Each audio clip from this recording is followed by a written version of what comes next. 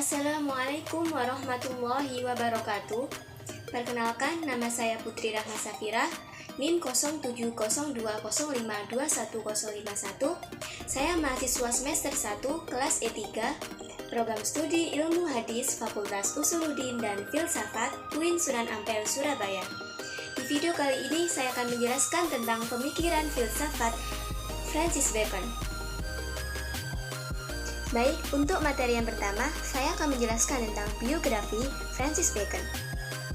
Sir Francis Bacon, 1561 sampai 1626 Masehi, pencetus metode Bacon. Sir Francis Bacon adalah seorang filsuf, negarawan, juga penulis asal Inggris yang memiliki pengaruh di bidang politik maupun filsafat ilmu pengetahuan.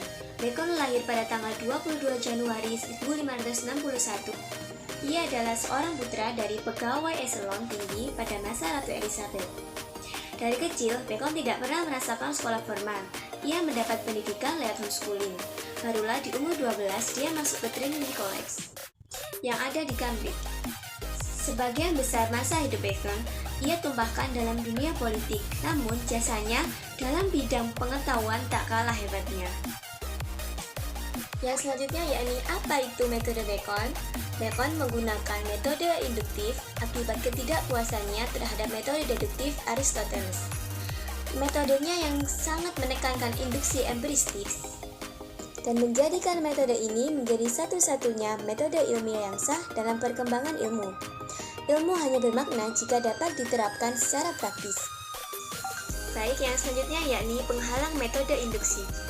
Cara induksi secara sederhana adalah bermula dari rasio bertitik pangkal pada pengamatan indrawi yang partikuler, lalu maju sampai pada ungkapan-ungkapan yang paling umum guna menurunkan secara deduktif ungkapan-ungkapan yang kurang umum. Agar induksi tidak terjebak pada proses generalisasi yang tergesa-gesa, maka yang perlu dihindari ada 4 penghalang prakonsepsi. 4 hal tersebut adalah: yang pertama, idolatribus, the idols of truth. Yang dimaksud idolatribus adalah menarik kesimpulan tanpa dasar secukupnya.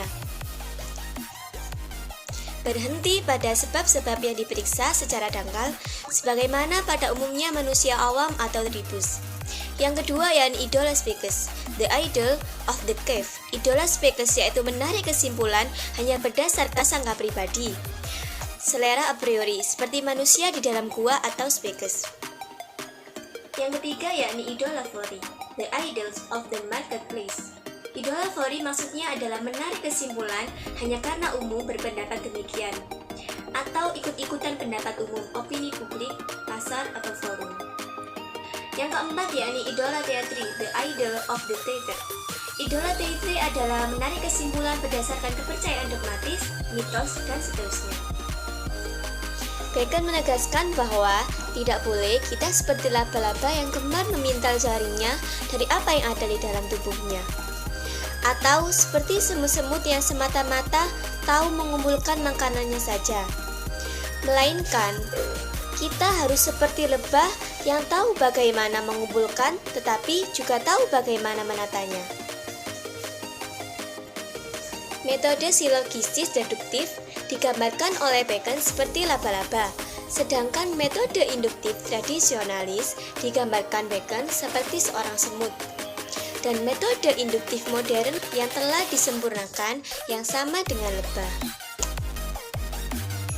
Secara umum, induksi dijelaskan sebagai proses berpikir berjalan dari yang kurang universal menuju yang lebih universal, atau secara lebih ketat lagi dari yang individual atau partikular menuju umum atau universal.